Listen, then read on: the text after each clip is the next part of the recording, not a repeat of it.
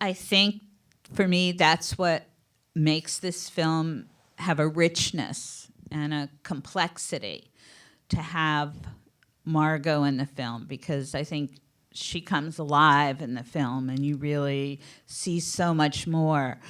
Our film, I guess the first cut was about 5 or 5.5 hours long, and we put cue cards up, index cards, to try to figure out what can be moved and what should come out. And it was a very difficult process because a lot of very wonderful things had to leave the film. One of them was Mariel, when her father got sick. He had had some heart problems, went to visit him in the hospital.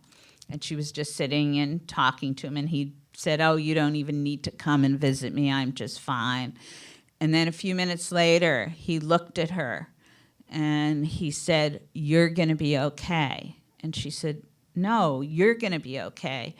And then seconds later, all the stitches just burst, and he passed away. And she was just sitting right there with him as that happened. And, it wasn't really relevant to the story. It was the intimacy between the two of them, but it was such a powerful story that I hated not to find a place for it. Then there were funny things, like she got kicked out of Overeaters. Why did she get kicked out of Overeaters? Because she would eat big, huge salads. And so that was, I thought a marvelous thing to put in.